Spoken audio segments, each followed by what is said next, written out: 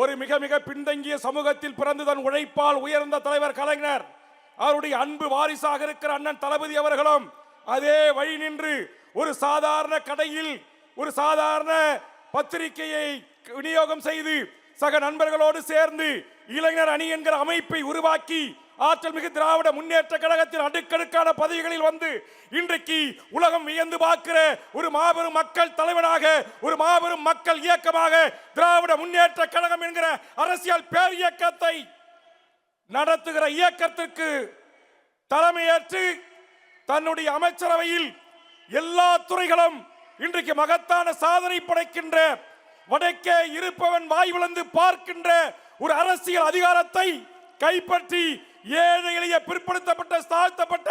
வஞ்சிக்கப்பட்ட சிறுபான்மை மக்களின் காவல் அரணாக திமுக அரசு இருக்கிறது என்று சொன்னால்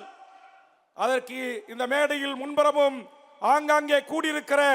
எந்த எதிர்பார்ப்பும் இல்லாமல் கொடிபிடித்து காவல்துறையின் அடக்குமுறைகளை, ஒடுக்குமுறைகளை தாங்கி நின்ற திராவிட முன்னேற்ற கழகத்தின் முன்னணி ஆற்றல் செயல் மறவர்களின் மாபெரும் உழைப்பு, அந்த உழைப்புக்கேற்ற ஊதியமாகத்தான் திராவிட முன்னேற்ற கழகம் 5வது முறை நாட்டுடைய முதலமைச்சராக இருக்கிறது. அது கல்வி, உயர்கல்வி, பள்ளி கல்வி, மருத்துவம், பொறியியல், வருவாய், விவசாயம், சட்டம், அறநிலைத்துறை, அடுக்கடுக்கான பாலங்கள், தொலைதூர தொடர்புக்கான இணைப்பு சாலைகள், நெடுஞ்சாலைகள் என்கிற எல்லா துறையிலும், உள்ளாட்சி துறையில் கடைகோடி மக்களும், சாதாரண கிராமப்புறத்தில் இருக்கக்கூடிய மக்களையும் இந்த நாட்டுடைய அரசாங்க திட்டங்கள் சென்றடையக்கூடிய வகையில் அதற்கான திட்டமிடல்களையும் அதற்கான உத்தரவாதங்களையும் தந்திட்டு ஒரு அரசாட்சி எப்படி நடைபெற வேண்டும் என்பதற்காக திராவிட முன்னேற்ற கழகத்தின் இந்த 5 முறை ஆட்சி செய்த போதுதான் கடைகோடி மக்களையும் சென்றடைந்தது. லட்சக்கணக்கான பெண்களுக்கு மகளிர் சுதையுழு திட்டத்தில் தொடங்கி இன்றைக்கு லட்சக்கணக்கான மாணவர்களுடைய கல்வி உதவித்துறையில் இருந்து இல்லம் தேடி கல்வி, மக்களை தேடி மருத்துவம் என்று மகத்தான திட்டங்களால் எதிரிகள் இன்றைக்கு ஆச்சரியத்துடனும் ஆச்சரியக்குறியுடனும் பார்க்கிறார்கள். அதனால் தான் நம்மை பின்னோக்கி அழைப்பதற்காக கொண்டு வருகிறார்கள் புரியாத மொழி இந்தி. சமீப காலமாக குறிப்பிட்ட சில நாட்களில் மாண்புமிகு தமிழ்நாடு முதலமைச்சர், சீஃப் மினிஸ்டர் ஆஃப் தமிழ்நாடு என்று சொல்லக்கூடிய ட்விட்டர் பக்கங்களும் முகநூல் பக்கங்களிலும் நறுக்கு தெரித்தால் போல் அவர்கள் இடுகின்ற குறியீடுகள், பதிவுகள் இன்றைக்கு மோடியும் மோடியினுடைய சகாக்களும் பதில் சொல்ல வேண்டிய நிர்பந்தத்திற்காலாகி இருக்கிறார்கள். அதுதான்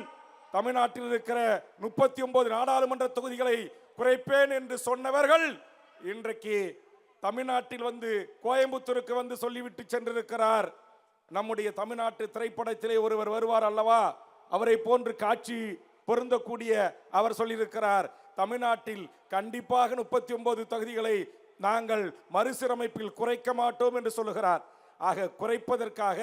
தங்களுடைய அதிகாரப்பூர்வ இணையதளத்திலேயே எத்தனை தொகுதிகள் குறையும் இந்திய நாட்டில், குறிப்பா தென்னிந்தியாவில் என்று அறிவித்துவிட்டு இன்றைக்கு தமிழ்நாடு முதலமைச்சர் கொடுத்த முதல் எதிர்ப்பு குரலுக்கு அடிபணிந்து நாட்டுடைய உள்துறை அமைச்சர் அதற்கு பொறுப்பானவர் இல்லை, தமிழ்நாட்டின் தொகுதிகள் குறையாது என்று அறிவிக்கக்கூடிய நிர்பந்தத்தை லட்சோப லட்சம் மக்கள் தலை கொண்ட திராவிட முன்னேற்ற கழகம் என்ற மாபெரும் இயக்கத்தின் தலைவரும் தமிழ்நாட்டின் முதல்வரும் கொடுத்த அழுத்தம் அதற்கான வாய்ப்பு வாய் திறக்க வைத்தது என்பதை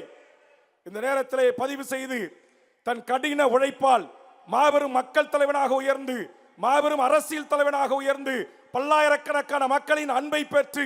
ஆட்சி அதிகாரத்திலும் எவருக்கும் நான் குறைந்தவன் அல்ல, நான் கலைஞர் முத்துவேல் கருணாநிதியுடைய மகன் ஸ்டாலின் என்பதை நிரூபித்து காட்டிய தலைவனுக்கு வாழ்த்துக்களை கூறி வாய்ப்புக்கு நன்றி கூறி நிறைவு செய்கிறேன். நன்றி, வணக்கம்.